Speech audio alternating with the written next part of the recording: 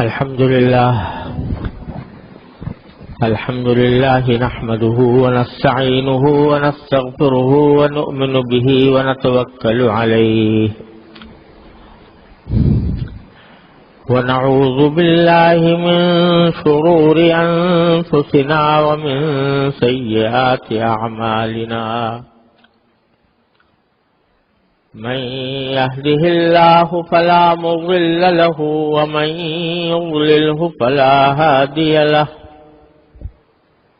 وأشهد أن لا إله إلا الله وحده لا شريك له وأشهد أن سيدنا وسندنا ونبينا ومولانا محمدا عبده ورسوله صلى الله تعالى عليه وعلى آله وأصحابه وبارك وسلم تسليما كثيرا أما بعد فأعوذ بالله من الشيطان الرجيم بسم الله الرحمن الرحيم والفجر وليال عشر والشفع والوتر والليل إذا يسر هل في ذلك قسم لذي حجر آمنت بالله صدق الله مولانا العظيم وصدق رسوله النبي الكريم ونحن على ذلك من الشاهدين والشاكرين والحمد لله رب العالمین۔ بزرگان محترم اور برادران عزیز، اللہ تبارک و تعالی نے اس مہینے کو بھی ایک منفرد خصوصیت عطا فرمائی ہے اور اس کے خصوصی فضائل بیان فرمائے۔ یہ اللہ تبارک و تعالی کا فضل و کرم ہے کہ یوں تو سال کے 12 مہینے اور مہینے کے 30 کے 30 دن اور دن کے 24 گھنٹے سب اللہ تبارک و تعالی کے پیدا کیے ہوئے ہیں، سب ایک جیسے ہیں دیکھنے میں۔ دن کے وقت سورج نکلتا ہے، رات کو غروب ہو جاتا ہے، اندھیرا ہو جاتا ہے، دیکھنے میں سارے دن ایک جیسے ہیں، سارے مہینے ایک جیسے ہیں، سارے سال ایک جیسے۔ لیکن کسی خاص زمانے کو اللہ تبارک و تعالی اپنے فضل و کرم سے منتخب فرما لیتے ہیں اپنی خصوصی رحمت نازل کرنے کے لیے، اور جب اس کو اپنی طرف منسوب فرما دیتے ہیں یا اپنی رحمت کے لیے اس کو منتخب فرما دیتے ہیں تو اس میں دوسرے دنوں اور مہینوں کے مقابلے میں زیادہ تقدس پیدا ہو جاتا ہے، ورنہ سب برابر ہے۔ جو کچھ تقدس پیدا ہوتا ہے وہ اللہ جل جلالہ کے اس خاص وقت یا زمانے کو منتخب فرمانے کی وجہ سے ہوتا ہے۔ جیسے رمضان کا مہینہ اللہ تبارک و تعالی نے منتخب فرمایا اپنی خصوصی رحمتوں کے نزول کے لیے، عبادتوں کی قبولیت کے لیے، اور اللہ تبارک و تعالی نے اپنی رحمت کے دروازے اس میں کھول دیے تو رمضان کا مہینہ مقدس ہو گیا۔ ورنہ اس میں اور دوسرے مہینوں میں ظاہری اعتبار سے کوئی فرق نہیں، لیکن اللہ تبارک و تعالی نے اس کو منتخب فرما لیا تو اس میں تقدس پیدا ہو گیا۔ یہ کیوں کرتے ہیں؟ اس کی وجہ یہ ہے، اللہ تبارک و تعالی ہی بہتر جانتے ہیں، لیکن ہم جیسے لا علموں کو اس کی وجہ یہ سمجھ میں آتی ہے کہ انسان جب اپنے دنیا کے کام دھندے میں لگتا ہے تو کام دھندے میں لگنے کی وجہ سے وہ اپنے اصل زندگی کے مقصد سے بعض اوقات دور ہو جاتا ہے یا اس کو بھولا بیٹھتا ہے. پیدا تو ہوا تھا اللہ تبارک و تعالیٰ کے ساتھ تعلق قائم کرنے کے لیے، اللہ تعالیٰ کی بندگی کرنے کے لیے، اللہ جل جلالہ کی اطاعت کرنے کے لیے. وما خلقت الجن والانس الا لیعبدون. اللہ تعالیٰ نے فرمایا کہ میں نے انسان اور جنات کو صرف اپنی بندگی کے لیے پیدا کیا ہے. بندگی کے معنی ہے کہ اللہ تعالیٰ کے حکم کی اطاعت، اس کے لیے پیدا کیا. لیکن جب ہم دنیا کے کام دھندے میں لگتے ہیں، تجارت میں، زراعت میں، ملازمت میں، پیسے کمانے میں اور انسانوں کے ساتھ میل جول میں، بیوی بچوں کے ساتھ ہنسنے بولنے میں، تو اپنے اس مقصد سے جس کے لیے ہم دنیا میں آئے تھے بعض اوقات غافل ہونے لگتے ہیں، اور اس غفلت کے نتیجے میں اللہ تبارک و تعالیٰ کے ساتھ جو تعلق قائم ہونا چاہیے تھا اس میں کمزوری آنے لگتی ہے. تو تھوڑے تھوڑے وقفوں سے اللہ تبارک و تعالیٰ کسی خاص دن یا کسی خاص رات یا کسی خاص ہفتے یا کسی خاص مہینے کو کہہ دیتے ہیں یہ ہمارا ہے،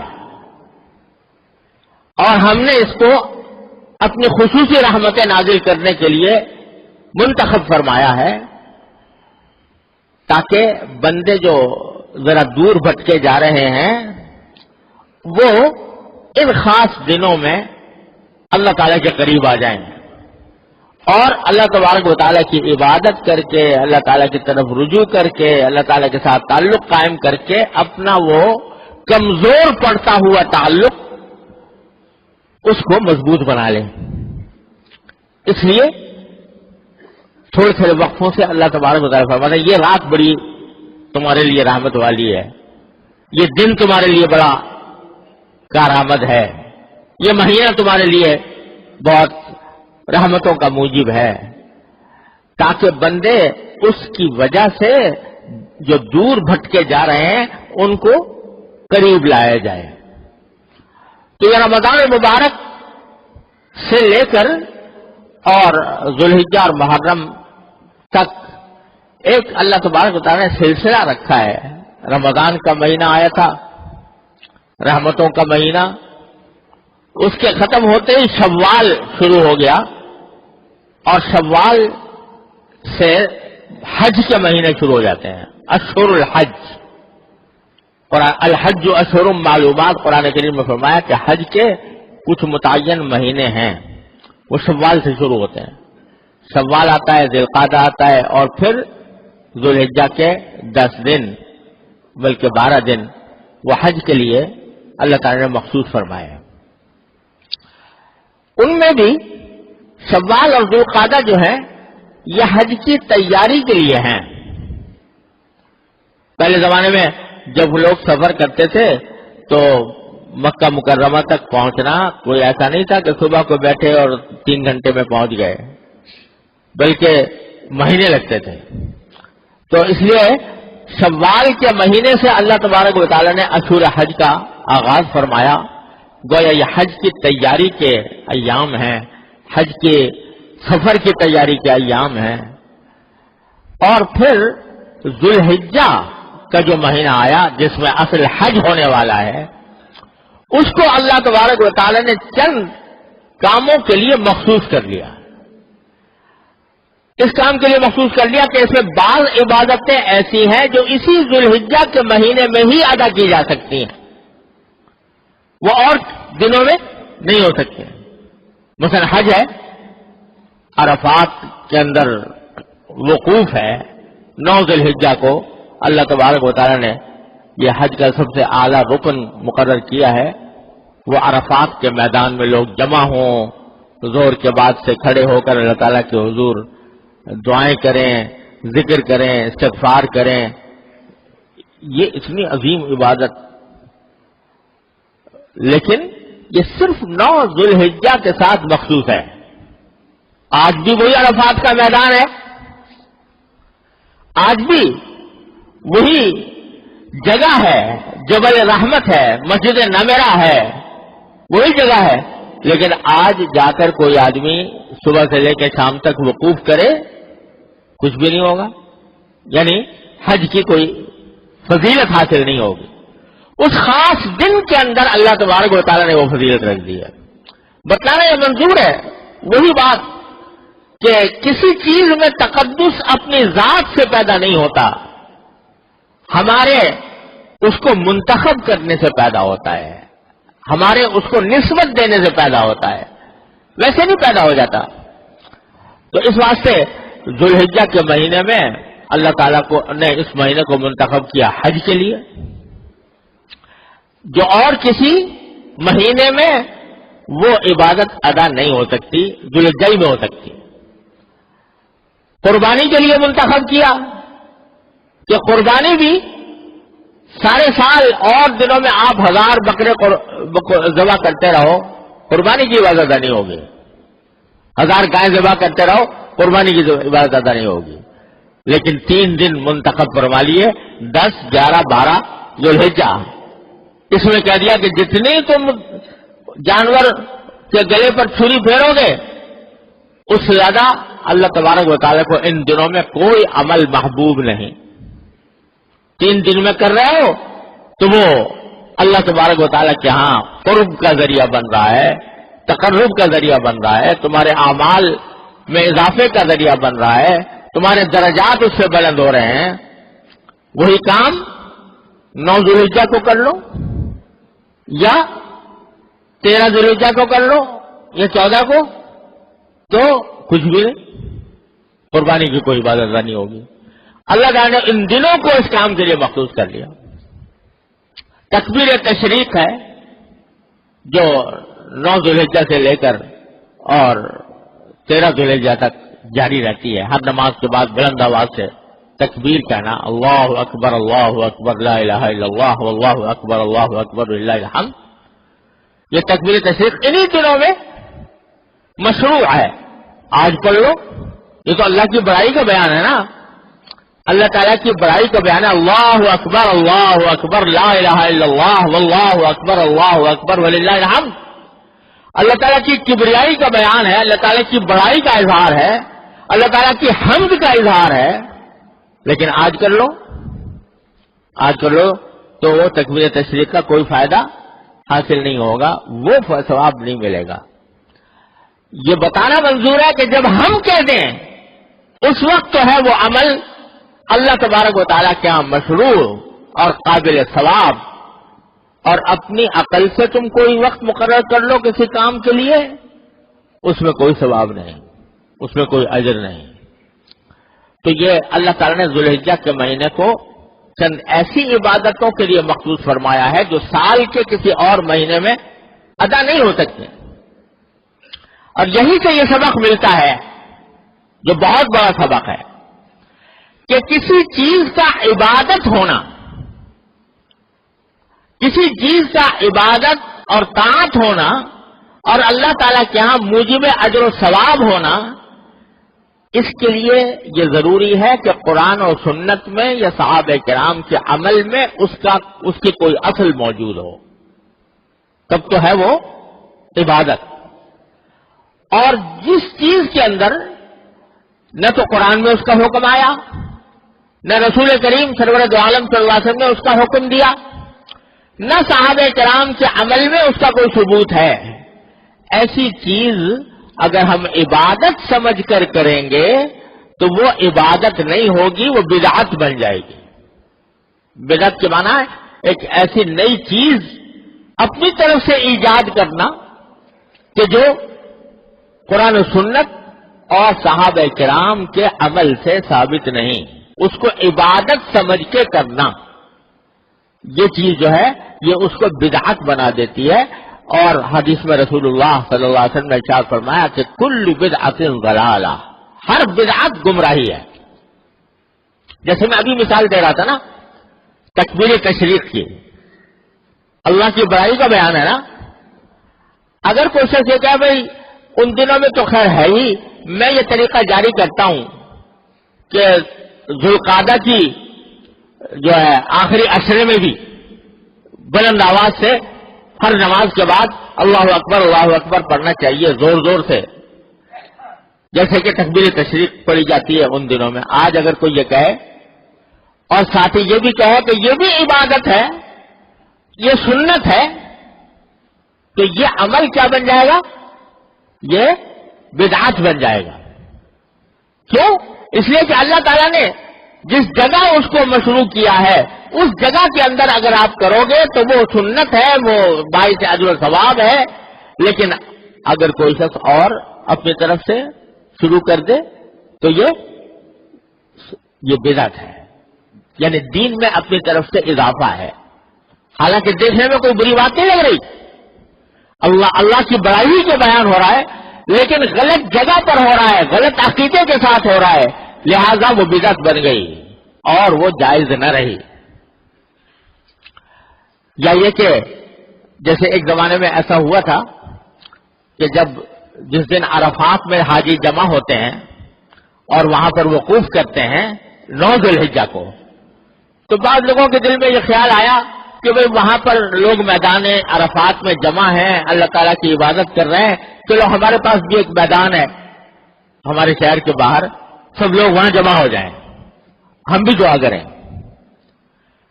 یہ ایک زمانے میں یہ ایک رسم نکلی تھی، اور ہوا یہ کہ لوگوں نے آپس میں ایک دوسرے سے کہا بھئی وہ اس کی مشابہت اختیار کرنے کے لیے عرفات کے میدان کی، اور عرفات کے میدان میں جو عبادت ہو رہی ہے اس کی مشابہت اختیار کرنے کے لیے چلو بھائی ایک سارے شہر والے اپنے شہر کے باہر ایک میدان میں جمع ہوں گے اور وہاں بھی سارا دن گزاریں گے اور وہیں پر نفلیں پڑھیں گے اور دعا کریں گے اور کھڑے ہوں گے اور وقوف کریں گے۔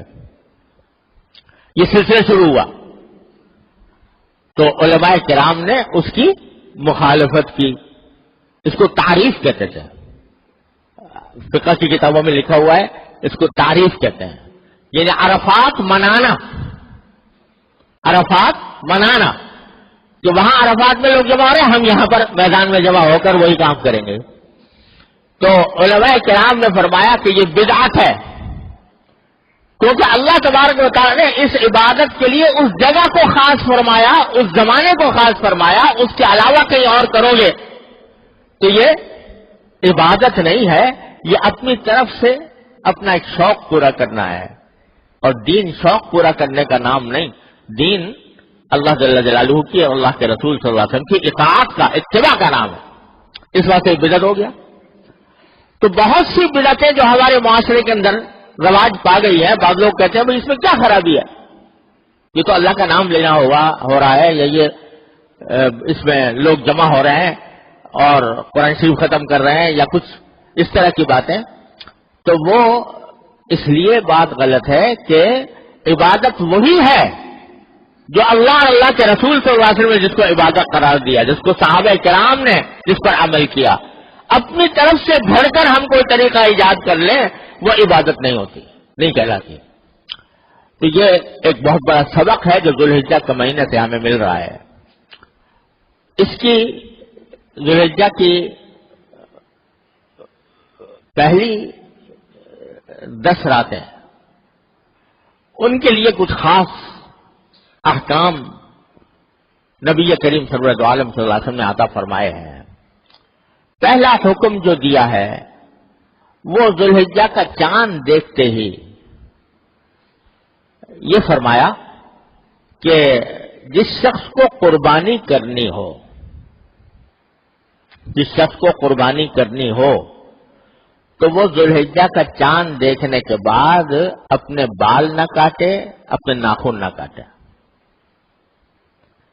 یعنی 10 دن اس طرح گزارے کہ اس دوران نہ بال کاٹے نہ ناخن کاٹے۔ یہ مستحب ہے، رسول اللہ صلی اللہ علیہ وسلم نے اس کی ترغیب دی ہے، صحیح مسلم کے اندر اس کی حدیث موجود ہے۔ تو اس میں یہ حکم دیا گیا ہے کہ بھئی بال نہ کاٹو اور ناخن نہ کاٹو، یہاں تک کہ جب قربانی کر لو تو پھر بے شک بال بھی کاٹ لو، ناخن بھی کاٹ لو۔ یہ اس شخص کے لیے ہے جس کو قربانی کرنی ہو۔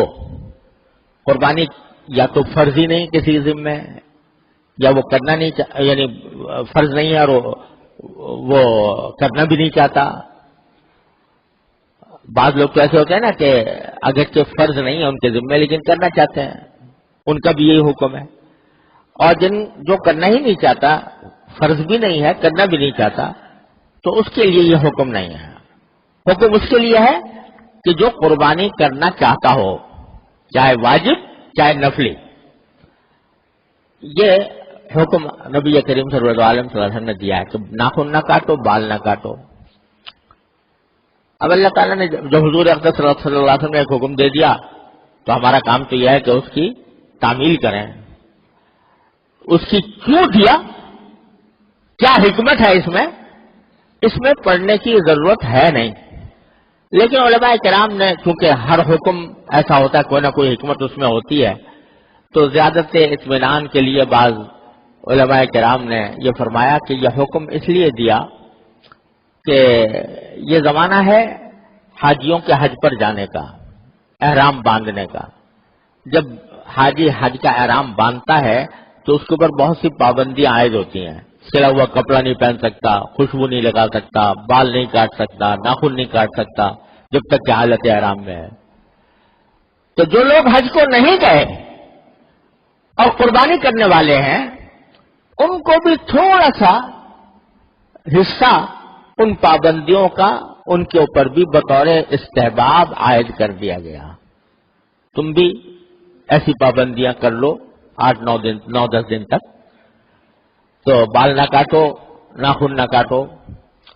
تو تھوڑی سی مشابہت پیدا کر دی جس کے ساتھ ان لوگوں کے ساتھ جو حج کا احرام باندھ کر گئے ہیں اور ان کے اوپر بہت سی پابندیاں آئی ہوئی ہیں، ان کے ساتھ مشابہت پیدا کرنے کے لیے یہ ایک مستحب قرار دے دیا گیا، تاکہ جب میدان عرفات میں اللہ تبارک و تعالیٰ کی رحمت کی بارشیں برس رہی ہوں تو اس کا کوئی چھینٹا ہمارے اوپر بھی آ جائے جنہوں نے ان کی مشابہت اختیار کی کہ تیرے محبوب کی یا رب شباہت لے کے آیا ہوں، حقیقت اس کو تو کر دے، میں صورت لے کے آیا ہوں. تو یہ اس نقطۂ نظر سے شاید یہ حکم دیا گیا ہو. لیکن جیسے میں نے عرض کیا، یہ مشابہت پیدا کرنا اسی وقت عبادت ہے جب سرکار دو عالم صلی اللہ علیہ وسلم نے فرما دیا. اپنی طرف سے کوئی کہے بھائی میں بھی آرام باندھ کے رہوں گا ان دنوں میں، اور وہ پابندیاں جو حالت احرام میں ساری اٹھاؤں گا، سلا ہوا کپڑا نہیں پہنوں گا، خوشبو نہیں لگاؤں گا اور سر نہیں ڈھکوں گا وغیرہ، تو یہ بدعت ہو جائے گا. کیونکہ حضور نے اس کا حکم نہیں دیا. حضور نے حکم دیا کتنا؟ بال نہ کاٹو اور ناخن نہ کاٹو، بس اس حد تک آپ نے حکم دیا. تو اس حد تک شباہت اختیار کرنا باعث اجر و ثواب ہوگا انشاءاللہ. دوسری بات یہ فرمائی کہ عشرہ ذی الحجہ کا جو 10 دن ہیں یہ اللہ تبارک و تعالیٰ کو اپنے عبادت کے لیے بہت محبوب ہیں. یعنی رمضان کے بعد کوئی زمانہ اللہ تعالیٰ کو اپنے عبادت کے لیے اتنا پسند نہیں جتنا یہ دن ہے. اور رسول کریم صلی اللہ علیہ وسلم نے ارشاد فرمایا کہ اس دن کا یہ پورے دن جو ہیں ان میں سے جس دن بھی آدمی روزہ رکھے، ایک دن کا روزہ سال بھر کے روزے کے برابر ہے. تو 9 دن روزے کے ہیں، 10واں دن تو عید کا ہے، اس میں روزہ رکھنا حرام ہے. لیکن 9 دن جو ہیں ان میں سے جس دن بھی آدمی روزہ رکھے تو ایک دن کا روزہ 1 سال کے روزوں کے برابر ہے، جتنی بھی اللہ تعالیٰ توفیق عطا فرما دے. اور یہ جو راتیں آ رہی ہیں 10 کی 10 راتیں، پہلی رات سے لے کر 10ویں رات تک، ہر رات کی عبادت شب قدر کی عبادت کے برابر ہے. اللہ تعالیٰ نے اتنی اس کو فضیلت عطا فرمائی ہے. لہذا اگلے جمعوں سے پہلے انشاءاللہ یہ راتیں شروع ہو جائیں گی. اللہ تبارک و تعالیٰ اپنے فضل و کرم سے، اپنی رحمت سے ہمیں ان راتوں سے اور ان دنوں سے صحیح فائدہ اٹھانے کی توفیق عطا فرمائے. وآخر دعوانا الحمدللہ رب العالمین.